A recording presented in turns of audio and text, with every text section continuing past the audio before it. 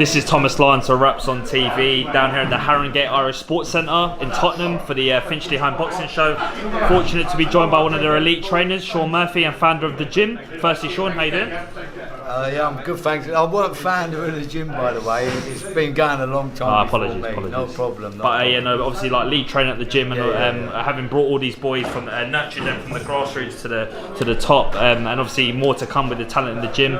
Just talk to me about tonight's show. Great turnout, great atmosphere. Just your opinions on the show tonight. Really good show. I was pleased with all the boys that boxed. I thought they all done well. A couple of them I matched pretty hard, and it's the only way they're going to learn. You keep getting wins with soft bouts, they ain't going to learn. So I had a free bout with him with a 28 bout tonight, and he done really well. He didn't get the decision, he lost the split. Yeah.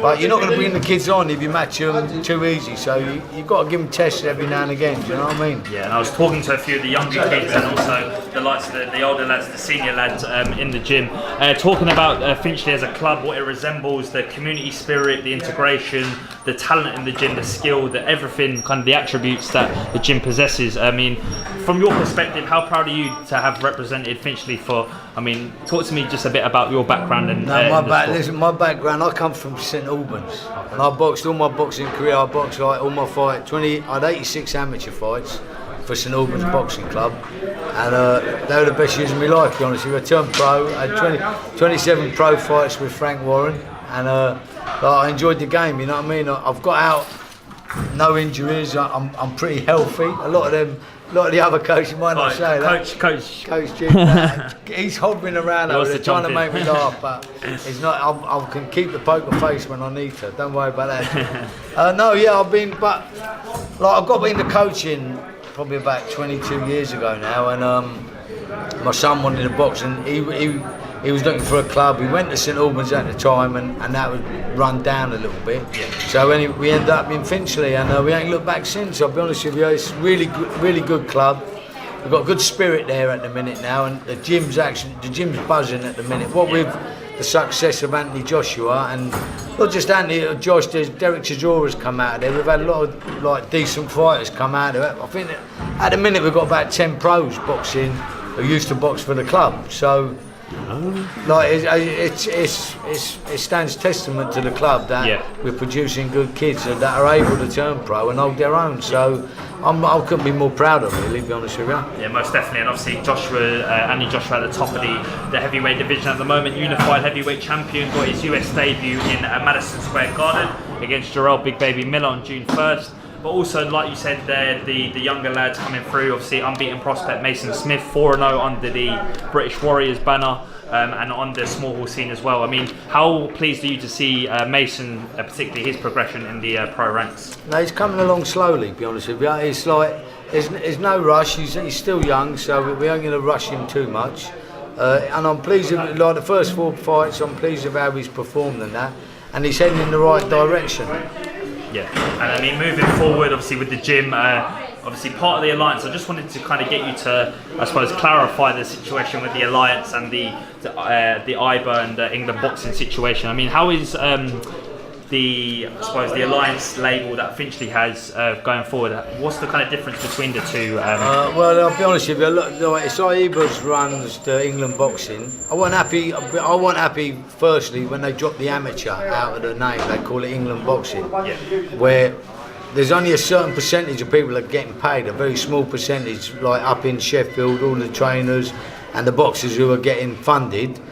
That's them, but we are grassroots boxing. We are amateur coaches. We don't get paid. We all do it for the love of the sport.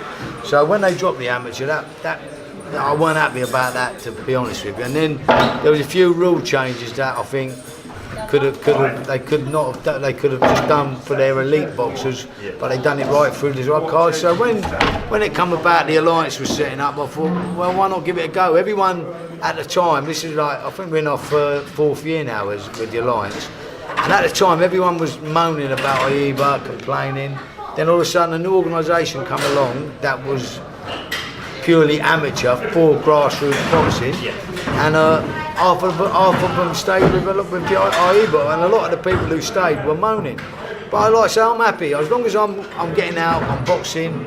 I've got a few elite boys I struggle with, but I've had an international against Spain where I've got 4 of me boxers on, and I've been to Mexico twice in the last year and a half. So there's things there for them. I mean, it's money. It is a little bit of money, but there's a lot of opportunities now that we've joined the WBC, and that seems to be opening a lot more doors. We're getting a lot of invitations in other countries to go and box. So at the minute, I'm happy where we are, and at the minute that's what we're looking at doing. Yeah. And I mean, in terms of that partnership with the Mexico and obviously WBC situation, we've seen you out a few weeks or even quite recently in Mexico for the championship fights that you had out there with your representative Finchley boxers, but also guys like Damon O'Neill were down there. Damon from Reading, very good fighter, middleweight. He can hold his own with any of the middleweights, I think, in England. So he come away with a gold medal as well. He had 2 bouts in 2 days.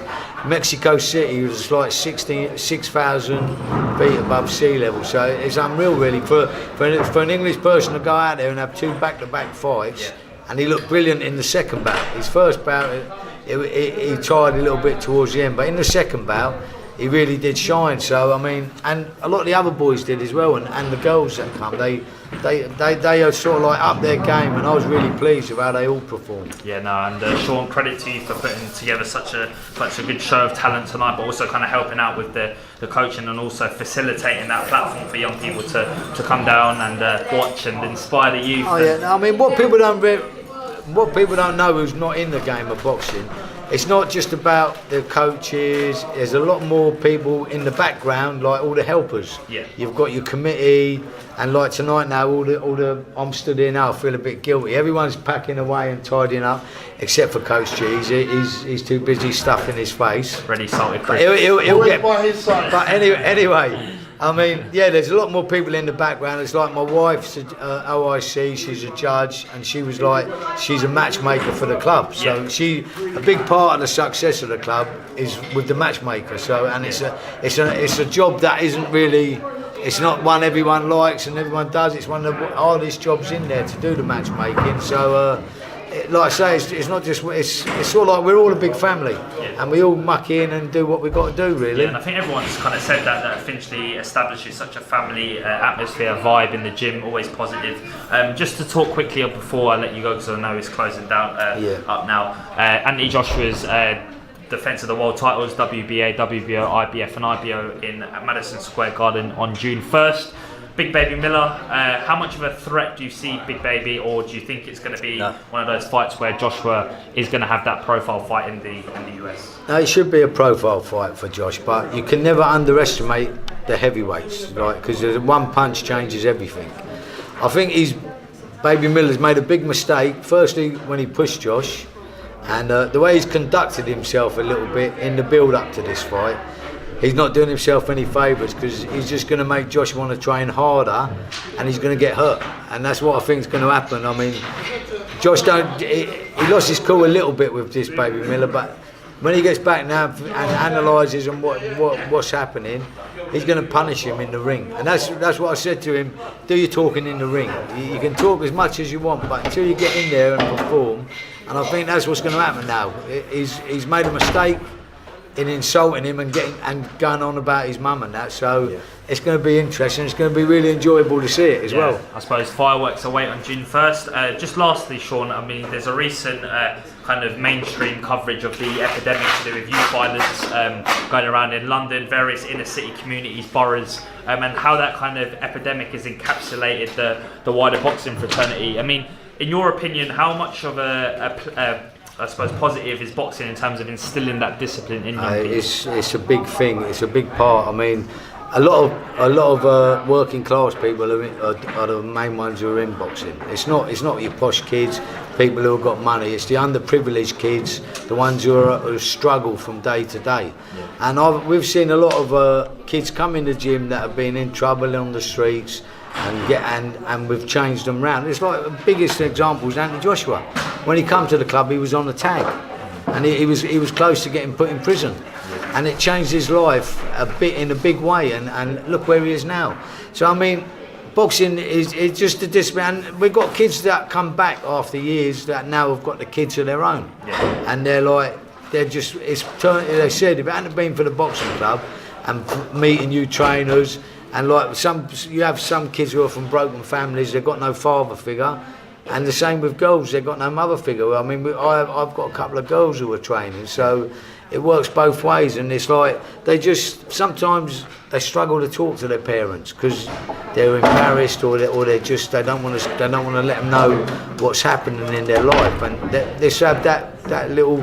The trainer who's there looking after them, who's coaching them, who's doing it, and they know it's voluntary, so we've got nothing to gain from it. I think you get a lot of respect from the kids, and the amount of parents that ring me up and say, oh, he's misbehaving, can you tell him if he's not going to be good at school or he's not going to do this, you won't let him box. And it does work, it really does work. And how much of a benchmark do you think Andy Joshua has provided for these young people looking forward? How much of an inspiration do you think he's kind of cast over the boxing gyms around London? No, yeah, he's a big inspiration. I mean, when people look and think, if they look at the documentaries and the stories about him and what he was getting up to and what he was doing, he changed his life because he found boxing. That's simple. That's the simple fact. If he hadn't found boxing, he could be in prison now. He could be anywhere. You know what I mean?